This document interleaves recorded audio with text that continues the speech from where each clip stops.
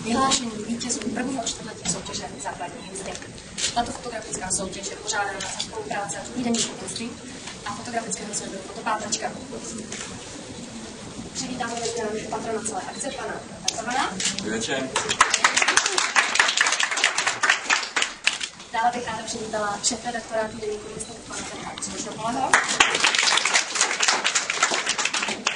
Hned po něm prosím přivítejme generálního ředitele pro Canon Česká republika, pana Ladislava Palečka. Přivítejme prosím i ředitele festivalu Prague Foto, pana Janoše. A já předám slovo panu Petrovi. Tak já děkuju Stáně, který tady mimochodem můžete na některých fotkách vidět. Takže funguje jako modelka a velmi oblíbená modelka fotografie z Fotopátračky, jak jsem pochopil. Na několika fotkách se k nám teda dostala soutěže, tak děkujeme Stáňo. A samozřejmě děkujeme všem, kteří nám v tomto projektu, který původně vzešel v hlavách přátel z Fotopátračky, ale jsme se ho rádi chopili a nechali jsme ho proniknout na stránky našeho časopisu. Takže všem, kteří se tohle nápadu nezalekli a pomohli nám v něm, na prvním místě tedy panu Palečkovi z Canonu, který věnuje ceny. Tu první za chvíli předáme prvnímu vítězi prvního semifinále. Samozřejmě Robertu Vanovi, který to svou erudicí a vyhlasem zaštítil jakožto šéf poroty. Panu Jarošovi, že nám tady nechal stánek, abychom mohli tu soutěž takhle důsledně prezentovat, jinak než jenom každý týden v časopisu Instinkt. A samozřejmě všem fotografům, kteří pečlivě a pro mě překvapivém počtu každý týden posílají fotky a umistují je na Fotopátračku. Máme z čeho vybírat a ty první ohlasy, to bylo 13krát v časopise a to první semifinále se stává ze 12 kol. A ty první ohlasy, jak na to, jak to vypadá v časopise, tak vůbec na fotky, které postoupily do semifinále, tak jsou velkolepý a já si myslím, že tato malá výstavka improvizovaná je toho docela důkazem, že tady se nestrácí v té naší kvalitní expozici Prague Fota, že to je důstojné místo v rámci takhle prestižní výstavy nebo takhle prestižního veletu. Čili já bych přistoupil k předání první ceny.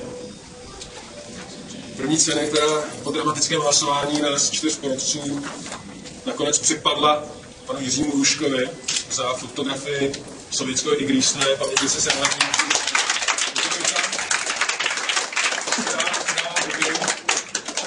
Předávám cenu, nebo nechám předat, pane ředitele, nechám předat cenu. A nejpůvodnější z nás teď mám. Tak, třeba dostatý.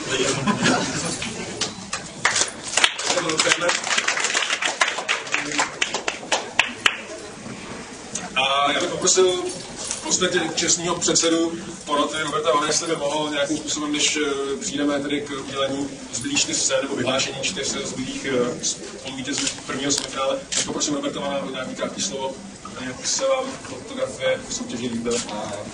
Dobrý večer.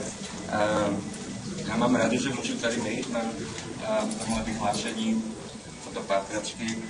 Byl jsem překvapen z tolika spoustu fotek a dobrých fotek. Mám z toho velkou radost, že je víc fotografů dneska, než možná řekl Zavněl ten digitál, co je jako hodně super, že fotka jede dál a lidi taky umějí ty digitály si zpracovat, že vypadají ty fotky některých jako klasický já.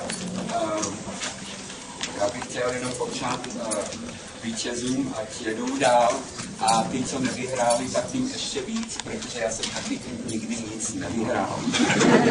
Takže přeju tím, co nevyhráli. Ono to vůbec nic neznamená. Ono pak, když dlouho nevyhrajete, tak se naučíte nějak s tím bojovat, tak když vás nezvolej, tak musíte říct, že porota měla špatný vkus. Na vás zahlasovali. Tak já držím palce každému a se vám daří.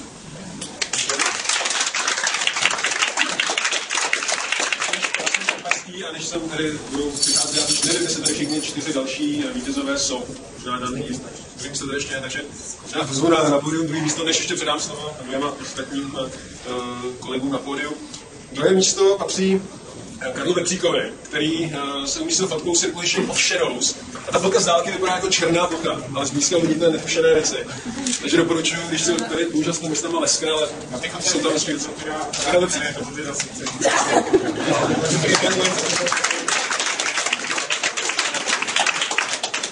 Protože fotka se nejvíce líbila Robertu Vanovi, takže což je pro autora určitě čest. A mám pocit, že Robert by měl i pro Karla nějaké rady, že profesionální. No, to myslíš, že vy si řeknete. Stojí nebudu dělat tady před. Tohle know-how jenom mezi vámi. Tak poprosím pane Jaroše, jestli kartičce taky nezhodnotí z pozice číslo neznáme. Já bych jen krátce pogratulovat taky všem, kteří vyhráli a určitě těm, kteří nevyhráli, stejně jako rovné. Takže byli fotografovat a časopisů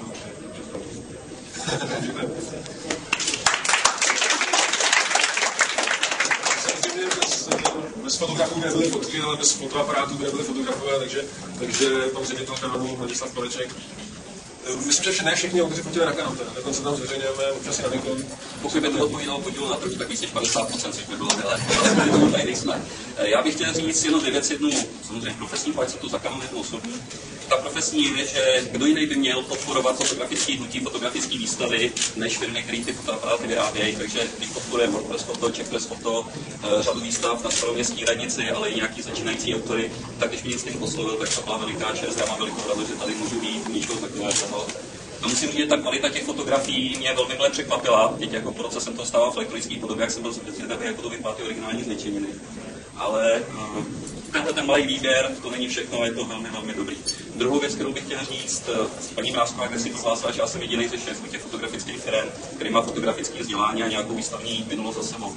A nevím, jestli je to ještě pořád pravda, ale to je ten druhý bod, proč já vždycky rád přijdu a podívám se, jak se to vlastně posouvá, co se v té fotografii děje. A ještě víc než ty fotky rád vidím 3 lidi, tak proto jsem tady dneska, abych se s váma popovídal, pokud těch docení jsou. Takže jako mý slavnější předřečníci, jen tak dál, ať se daří, zavolte nás fotkama, my se v tom rádi přehrabujeme, určitě z toho zase něco dobrýho vybereme. Takže já přečtu zbylé 3 hvězdy tohoto večera a pak buchnu šampaňský, je tady pár kelímků, na každého se nedostane, je to vlastně jenom metr a půl, musíte si vystačit z vlastních zdrojů. Ale na 3. místě až 4. se umístila Jana Jurčová za akt. Jana Jurčová tady je, no tak to je skvělý.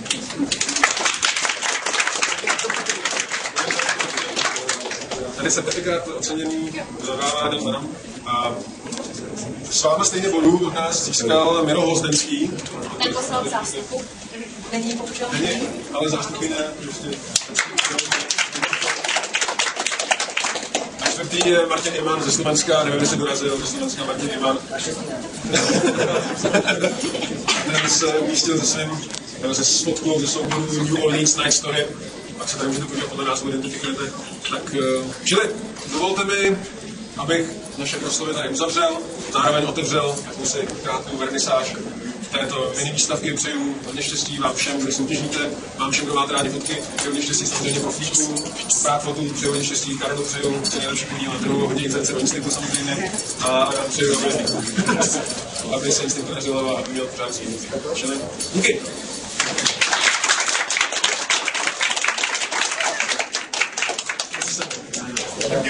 Nechci se A co je v té pětní model? Světlo. Není světlo.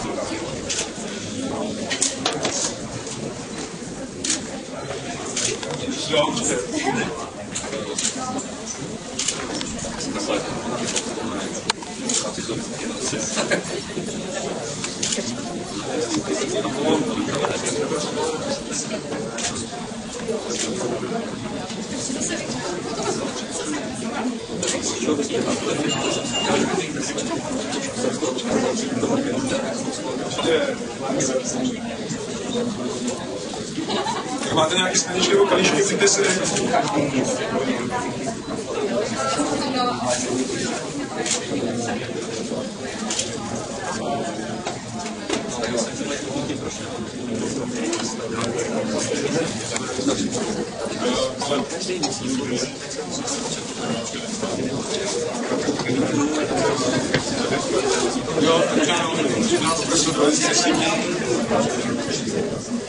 Výsledek do dalšího kola. Konečku, prosím vás, my jsme si barvem, prosím přijít s vítězem. Zůmeň si do ruky. A Berta, když vás odprosím, tady výstavka.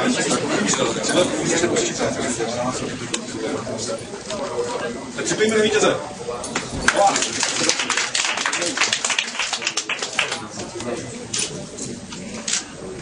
máš tam knihu. Já jsem